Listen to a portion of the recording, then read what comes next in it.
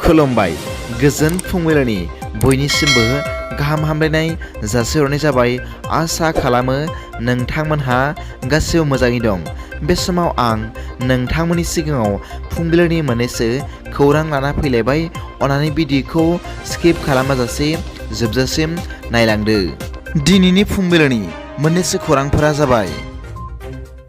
गिबि रादाबाव दं BTR सरकारा जोहोलाव नीलेश्वर ब्रह्म बान्था फोसावदों। BTR सरकारा 2023 मायथाइनि जोहोलाव नीलेश्वर ब्रह्म बान्थाखौ बाक्सा जिल्लानि रजनी सरगियारी बिथांनो गथायनो थाखाय सायख'बाय। रजनी सरगियारी बिथांनि गामिया बाक्सा जिल्लानि सिङाव थानाय चौधारबिथा ओनसोलनि लेसेरायाव। बिथां रजनी सरगियारीया 1979 मायथाइनिफ्रायनो रेडिअ'नि मेथाइ खनगिरि हिसाबै गनायथि मोननानै बर'नि गोबां मेथाइ रोजाबबोदों आरो दुलाराय बर' फरायसा आफादाव बिबान रुजुनानै गोबां बिहोमा होगासिनो दं। नैथि रादाबाव दं मैया क'क्राझार जिल्लानि गसाइगावआव सोनाब बेंगलनिफ्राय ब्रयलार दाउ लाबोनाय गंबा बलेर' पिकआप हमनो मोन्दों।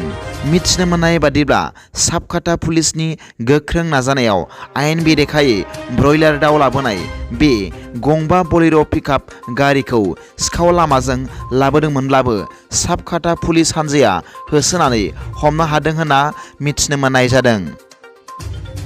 थामथि रादाबाव दं मैया बृहस्पतिबारखालि BPFनि MCLA मानाव गेदेर प्रेस मुसाहारि बिथाङा खौरांगिरिफोरनि सिगाङाव फोरमायना बुंदों दि आथिखालनि BTRनि चिफ प्रमद बर' बिथाङा बिसायख'थि फोसावदिंनाय समाव BTRनि लाइमोनफोरनो थांना थानायनि सुबिदा होगोन होनना बुंदोंमोन, नाथाय दिनैसिमबो लाइमोनफोरनो जेबो सुबिदा होनो हायाखै। थामथि आरो ब्रैथि थाखोनि साख्रिनि फोसावथाय होनो बुंदोंमोन, नाथाय दिनैसिमबो फोसावथाय होनो हायाखै आरो BTRआव गोजोन फैबाय होनना बुंदोंमोन, नाथाय जेरावबो गोजोन जायाखै होनना बिथाङा खौरांगिरिफोरनि सिगाङाव फोरमायदों। ब्रैथि रादाबाव दं आसामनि थाखाय बिहुनि रंजानाय समावनो आरोबाव रंजाथाव खौरां। मिथिनो मोननाय बादिब्ला गुवाहाटीआवबो All India Institute of Medical Science एबा AIIMS खौ मोननो हाबाय आरो लुफुंनाय खामानियाबो आबुं जाबाय आरो बे AIIMS फसंथानखौ फैगौ एप्रिल दाननि 14 अक्ट'खालि भारतनि गाहाय मन्थ्रि मानाव गेदेर नरेन्द्र मदि बिथाङा बेखेवगोन होनना मिथिनो मोन्दों। फोरमायनो गोनां बाथ्रा दि बे फसंथानखौ गुवाहाटीआव थानाय सांसारि ओनसोलाव गायसननाय जादों।